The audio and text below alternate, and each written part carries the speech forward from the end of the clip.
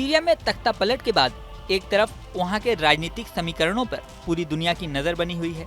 Israel की सेना लगातार वहाँ पर अटैक कर रही है और एसटीएस ग्रुप कुर्द विद्रोहियों को निशाना बना रहा है। अमेरिका, रूस, ईरान जैसे देश अपने अपने समीकरण साधने में लगे हुए हैं। वहीं दूसरी ओर सीरिया के आम जनता की तस्वीर भी सामने आई है। सीरिया की आम जनता की जो हालत है वो डराने वाली है। सीरिया में 90% से ज्यादा जनता गरीबी रेखा से नीचे जीने को मजबूर हो चुकी है। दरअसल सीरिया में 2011 से ही सिविल वॉर की शुरुआत हो गई थी। 13 साल से ये सिविल वॉर चल रही थी और अब जाकर एसटीएस ग्रुप ने यहाँ पर कब्जा भी कर लिया है, लेकिन जनता की हालत जो की त्यों है। 2011 में जब सीरिया में सिविल वॉर की शुरुआत हुई थी तब वहाँ की जीडीपी 6,753.94 करोड़ डॉलर थी। गृह युद्ध खत्म होते होते अब ये 898.01 करोड़ डॉलर पर रह गई है। यानी इन 13 सालों में सीरिया की जीडीपी 5,855.93 करोड़ डॉलर गिर चुकी है। वहीं आम जनता इस समय महंगाई की मार झेल रही है। लोग भूखमरी से परेशान हैं। सीरिया में बड़ी संख्या में बच्चे कुपोषण का शिकार हो चुके हैं।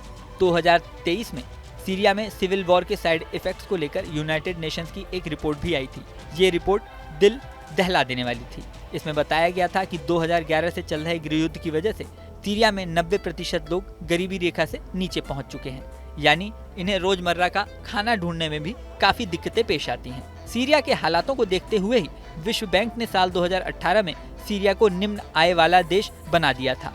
यही नहीं, सिविल वॉर से पहले सीरिया में जीडीपी पर कैपिटा $2,500 प्रति वर्ष के आसपास थी, जो कि 2021 में 421.12 डॉलर प्रति वर्ष रह गई।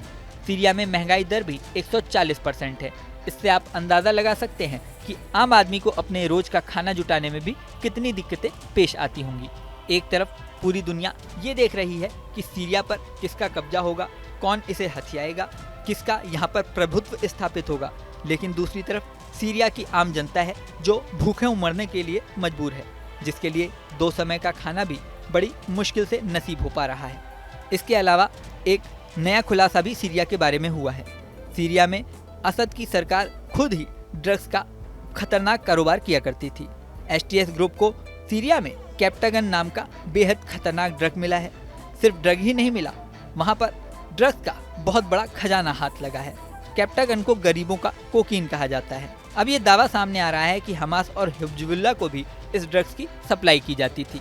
इजराइल की एक वेबसाइट ने दावा किया है कि हमास के लड़ाकों के पास भी सेम कैप्टागन ड्रग्स मिला था। ये कैप्टागन ड्रग उन्हें सीरिया से ही मिलता था। पूरी दुनिया में कैप्टागन के प्रोडक्शन करने वाला सीरिया सबसे बड़ा देश है। पूरी दुनिया में जितना भी कैप्टागन प्रोड्यूस होता है उसमें 80 से 90% सीरिया में ही बनता है। हालांकि इसका यूज दवा में भी होता है, लेकिन असद सरकार इसे ड्रग्स कारोबार के रूप में स्थापित कर रही थी। इससे 5 अरब डॉलर की कमाई हर साल असद सरकार करती थी, जिसे वो अपने ऐशो आराम में यूज करती थी। सीरिया की ये भयावह तस्वीर सामने आने के बाद लोग आश्चर्यचकित हैं। इस वीडियो में फिलहाल इतना ही। बने रहें न्यूज नेशन के डिजिटल प्लेटफॉर्म पर। न्यूज नेशन अब व्हाट्सएप पर खबरों के ताजा अपडेट के लिए न्यूज नेशन के इस क्यूआर कोड को स्कैन करें।